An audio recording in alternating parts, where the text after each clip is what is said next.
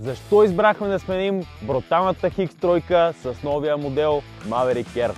Аз съм Мартин от Луди глави и въпреки че днес е супер студено, нямаме търпение да ви представим новата ни покупка и защо е толкова по-яка от старата ни машина. Помня преди 7-8 години един приятел ми каза: Марто, трябва да видиш новото УТВ на Can-Am. Аз до тогава бях супер скептичен за УТВ-та, защото те изглеждаха като купчета, въобще не бяха спортни, не бяха бързи, окачването им беше ужасно. Може би само Can-Am и Yamaha имаха една идея по-спортни УТВ-та, но не беше нищо впечатляващо. И малко по-късно тази година един друг приятел си купи Хикс тройка като тази, но двуместна, и ме качи да се повозиме.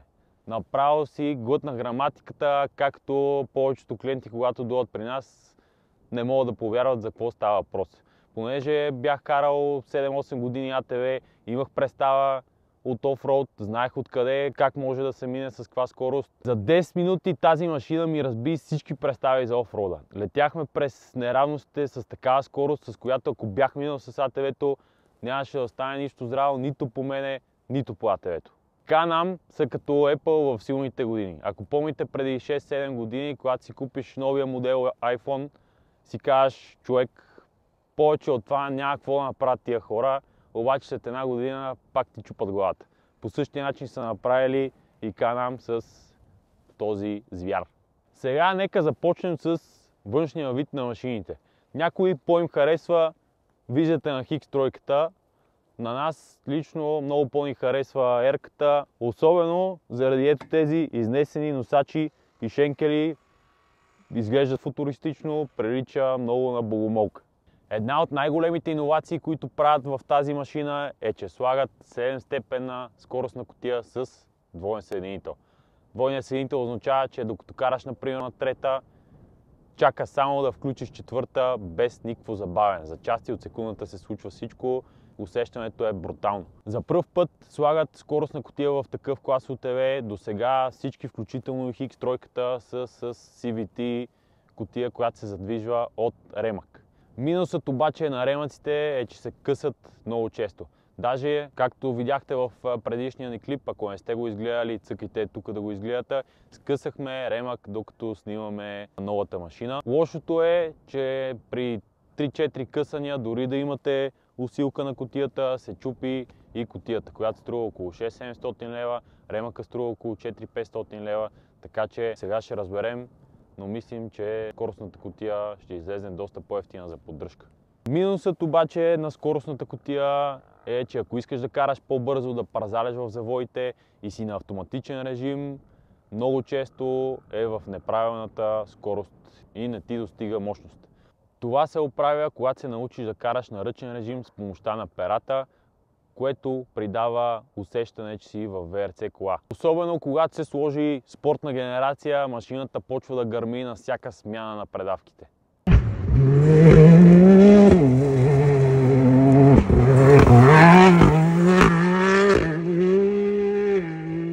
Двигател. За двигателя не сме толкова навътре в нещата да кажем какви са разликите.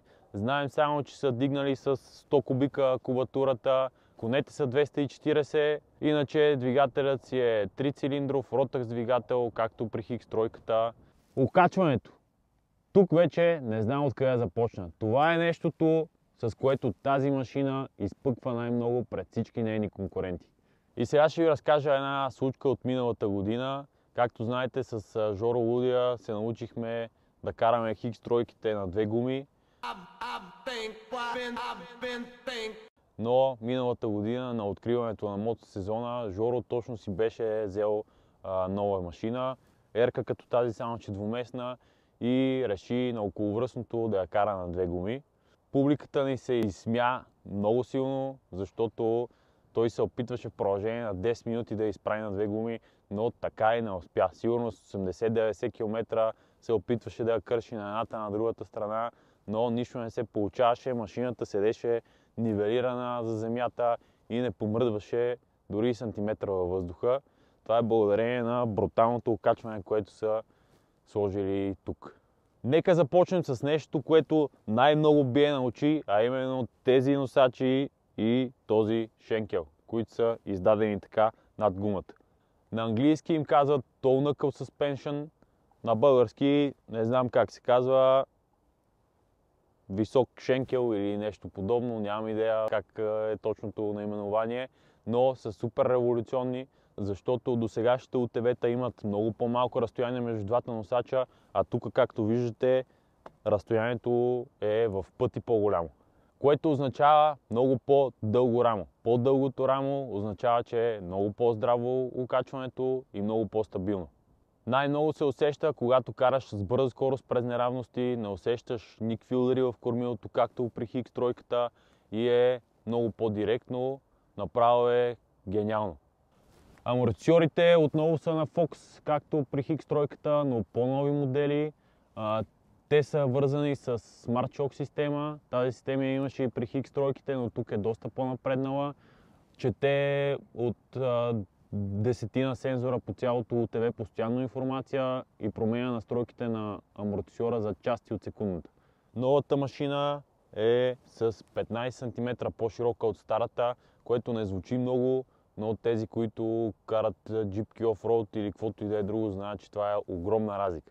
Също така е с 8 см по-висока от старата машина. До сега сме изминали може би 700-800 км на различни терени и не сме успяли дори да надраскаме дъното. По цялото окачване болтовете са с 2-3 номера по-големи, което допринася за здравината на окачването. Носачите са с Double Bonded Bushing, което на български не знам точно как се превежда, някакви адванснати втулки, които не издават никакъв звук в сравнение с Хикс тройката. Хикс тройката, като я покараш 500-1000 км, започва да скърца от всякъде, имаш чувство, че всеки момент нещо ще се разпадне. Докато тук този проблем въобще го няма, не издава нито звук. И сега ще ви кажем няколко минуса, които намерихме на новата машинка в сравнение с старата. Единият, който е така най-явен, е, че се мие доста по-трудно на автомивката от старата машина. На вас може това да ви е смешно, но ние прекарваме огромно време в миене на машините и миеме и накрая пак не сме я измили, така че това си е голям минус за нас.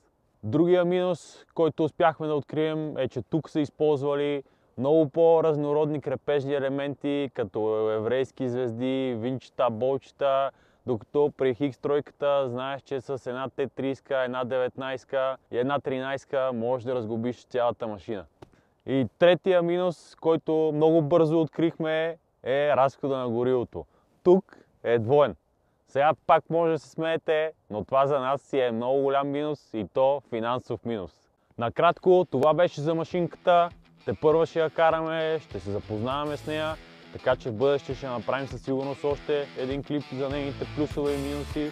Ако искаш да усетиш за какво ти говорим и да покараш нашите машини, влизай на ludigovi.bg и запазвай своята седалка сега!